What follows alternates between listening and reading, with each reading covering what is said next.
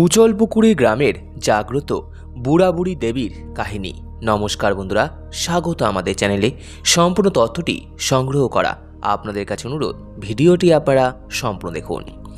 কোচবিহার জেলার উচলপুকুরি মেখলিগঞ্জের ব্যাংকান্দি গ্রাম, এখানেই রয়েছে কাজল দিঘি।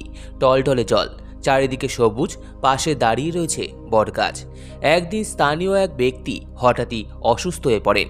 পরে তাকে জিজ্ঞাসা করে জানা যায়, একদিন কাজল দিঘির পাশ দিয়ে ফেরার সময় তিনি দেখতে পান এক বুড়া বুড়ি গাছের তলায় বসে গল্প করছেন। আপাত নিরীহ এই দৃশ্য আসলে অলৌকিক। ওই অলৌকিকত্বই জন্ম দিয়েছে বুড়া বুড়ি ঠাকুরের। শোনা যায়, গ্রামের একের পর এক পরিবারের মানুষ অসুস্থ হয়ে পড়তে থাকেন। সময়টা প্রায় 50 বছর আগে। সকলেই ঘুমের ঘোরে ভুল বকতেন এবং এক বয়স্ক বুড়া বুড়ির উল্লেখ করতেন। তারপর গ্রামের সকলে মিলে এই বুড়া বুড়ির পুজো শুরু করেন।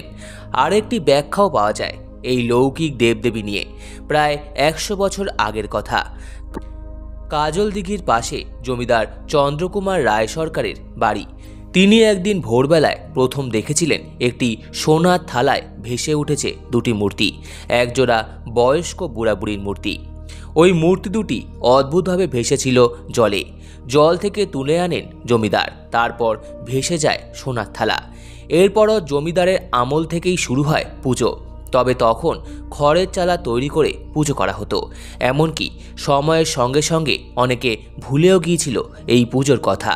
তারপর হঠাৎ করে যখন আবার বুড়া বুড়ির মূর্তি দেখা শুরু হলো, তখন নতুন করে আবার পুজো শুরু করলেন ব্যাংকান্দি গ্রামের বাসিন্দা। বর্তমানে চন্দ্রকুমার রায় সরকারের ছেলের ছেলে হরিদাস রায় সরকার এই বুড়া বুড়ির পুজোর দায়িত্বে রয়েছেন। এখন এই অলৌকিক দেবতার থানে রয়েছে মূর্তি, পুজো হয় সেখানেই। প্রথমের খড়ের ঘর তৈরি করে বুড়া বুড়িকে প্রতিষ্ঠা করা হলেও পরবর্তীকালে পাকা মন্দির তৈরি করা হয়। মন্দিরটি প্রায় 45 বছরের প্রাচীন।